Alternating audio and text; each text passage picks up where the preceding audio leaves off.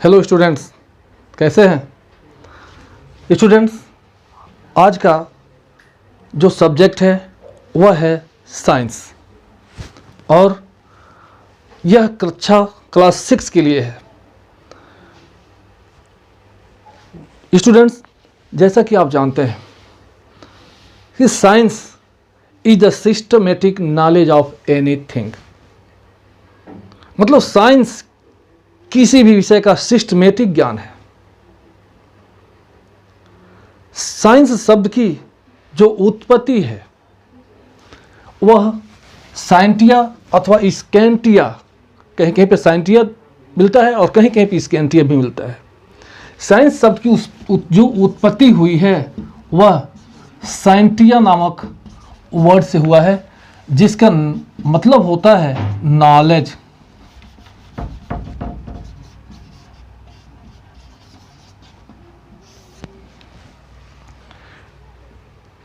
Knowledge, scientia का मतलब होता है नॉलेज, या हम कह सकते हैं टू नो, जानना। मतलब किसी भी विषय के सुसंगठित, क्रमबद्ध तथा प्रमाणित जो प्रैक्टिकल हो, ऐसे ज्ञान को हम विज्ञान कहते हैं। और विज्ञान शब्द की जो उत्पत्ति है वह लैटिन वर्ड साइंटिया से हुआ है, जिसका मतलब होता है नॉलेज या to know. Galileo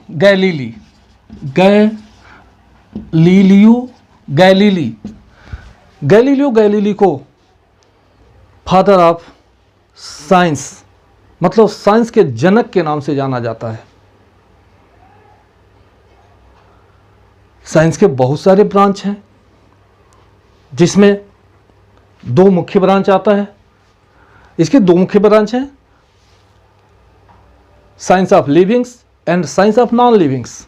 science of livings में आता है बायोलॉजी और साइंस ऑफ नॉन लिविंग में आता है जैसे फिजिक्स। आपको पता ही है बायोलॉजी मतलब जीवों का विज्ञान, विज्ञान की वह शाखा, the branch of science in which we study about living things. और नॉन लिविंग थिंग्स में the branch of science in which we study about non living things. तो सजीव विज्ञान की वह शाखा जिसमें हम सजीवों का अध्ययन करते हैं उसे हम बायोलॉजी कहते हैं, और विज्ञान की वह शाखा जिसमें हम निर्जीवों का अध्ययन करते हैं उसे हम non living, science of non livings, जैसे फिजिक्स है, केमिस्ट्री है। अरस्तु को फादर ऑफ बायोलॉजी के नाम से जाना जाता है। लैमार्क, चलिए ये आपके सिलेबस से थोड़ा बाहर है, अगर कमेंट करेंगे तो और थोड़ा सा एडवांस में बताएंगे। लेकिन आइए हम पढ़ते हैं। ये जो आपका चैप्टर फर्स्ट है वह है सोर्सेस ऑफ फूड, भोजन के स्रोत। मतलब हमें भोजन कहाँ से प्राप्त होता है। ये जानने के पहले कि हमें भोजन कहाँ से प्राप्त होता है, आइए हम जानते हैं कि नीड फॉर फूड, कि हमें भोजन की आवश्यकता क्यों पड़ती है, हम क्यों भोजन करते हैं। तो all living things need energy to live and perform their life activity and for growth.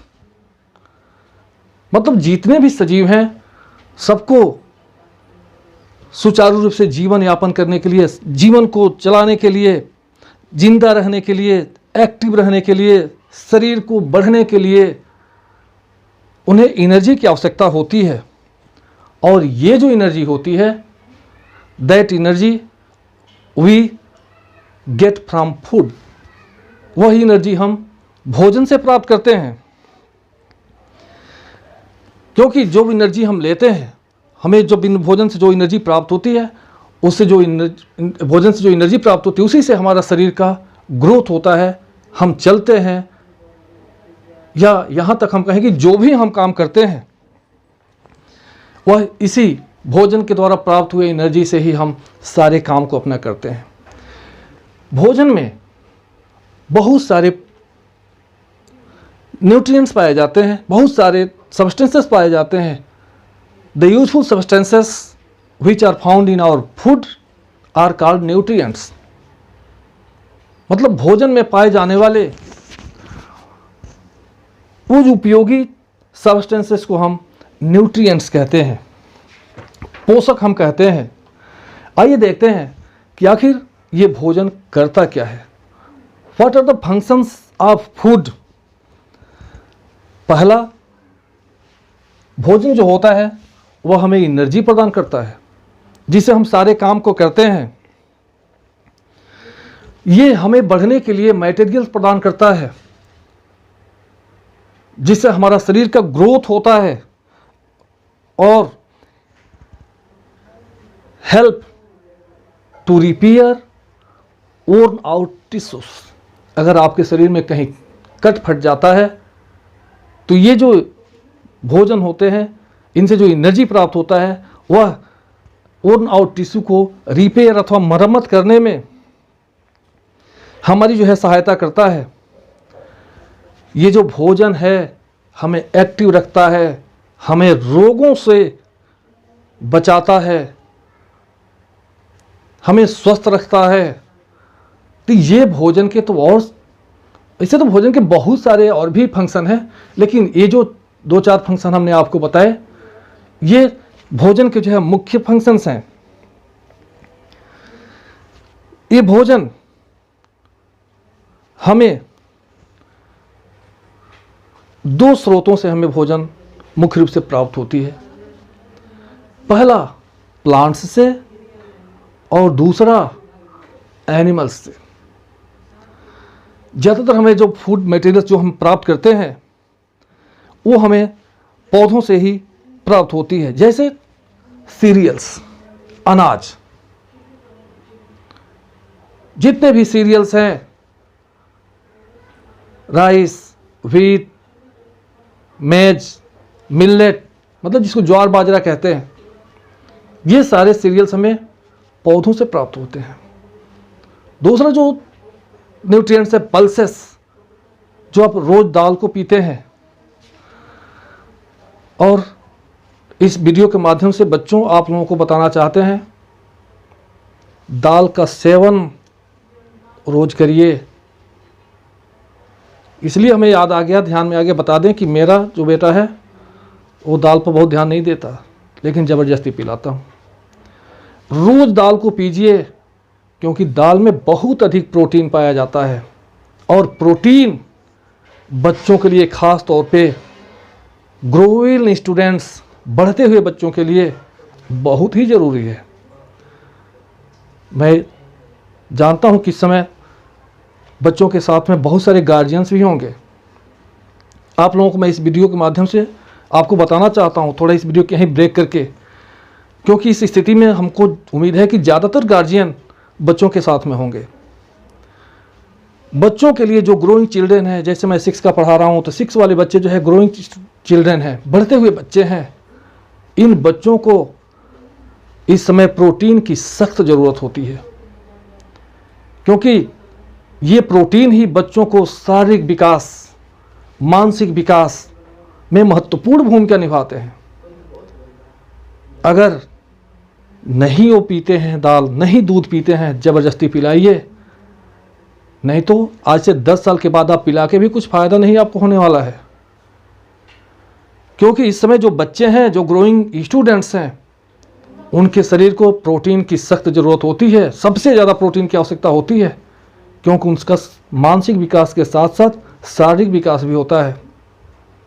और लोग कहते भी हैं कि अगर समय निकल जाए तो उसके घी के घड़े में डाल दीजिए, कोई लाभ नहीं होने वाला है। इसलिए आप लोग अपने अपने बच्चों को प्रोटीन वाली चीज़ें निश्चित दिया करिए। सोयाबीन जो हर जगह सस्ते दामों में उपलब्ध है,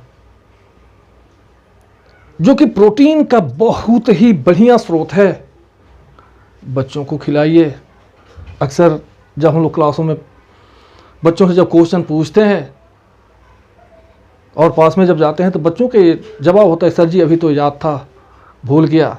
कुछ बच्चे कहते हैं कि सर कितना हूँ करता हूँ याद नहीं होता है। देखिए, सभी बच्चे एक जैसे नहीं होते। कुछ बच्चों का जो मेंटल क्षमता होती है वो नेचुरल होता है, जो कम भी पढ़ेंगे तो उनकी याद हो। लेकिन बहुत सारे बच्चे ज़्यादातर पढ़ने के बाद भी उनको याद नहीं होता। उनका मेन कारण है कि प्रोटीन उनको पूरी मात्रा में मिल नहीं पाती है। इसलिए ज़रूरी है कि बच्चों पर आप ध्यान दीजिए, निश्चित दूध पिलाइए, निश्चित उनको सोयाबीन खिलाइए। कुछ नहीं होता है तो आपके घर में जो दाल बनता है, दाल के पानी को निश्चित उनको पिलाइए। और तब देखिए, ये मेरा गारंटी है कि अगर ऐसा आप 2 महीने करते हैं तो निश्चित है बच्चों में बहुत अच्छा विकास देखने को मिलेगा और निश्चित आपका बच्चा याद करने लगेगा।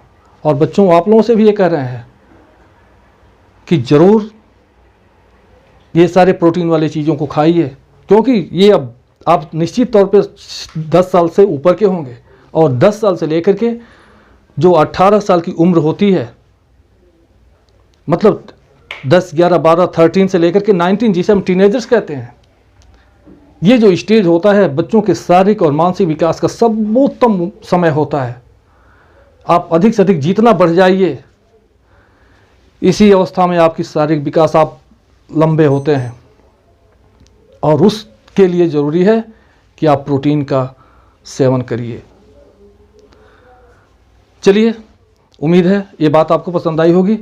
आगे अगला जो पल्स तो हमें मिलता ही है पौधों से, दूसरा जो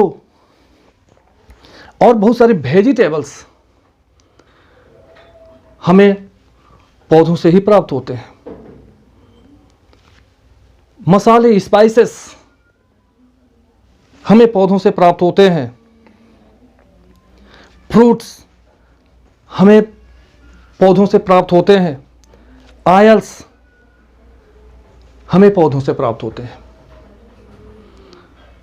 दूसरा जो भोजन का जो स्रोत है वह है एनिमल्स। बहुत सारे फूड मटेरियल्स हमें जंतुओं से भी प्राप्त होता है, जैसे मीट, एग, हनी, घी और सारी फिश, मिल्क प्रोडक्ट, ये जंतुओं से प्राप्त होने वाले भोजन है। इस प्रकार हमने यह देखा कि हमारे भोजन के जो हमारे फूड हैं, there are 2 main sources of food. First plants and second animals. आज की वीडियो में बस इतना ही। लगभग हमको लग रहा है कि 12-13 मिनट का वीडियो हो चुका है। अगले वीडियो में फिर मिलते हैं। जय हिंद, जय भारत। स्वस्थ रहिए और मस्त रहिए, पढ़ते रहिए।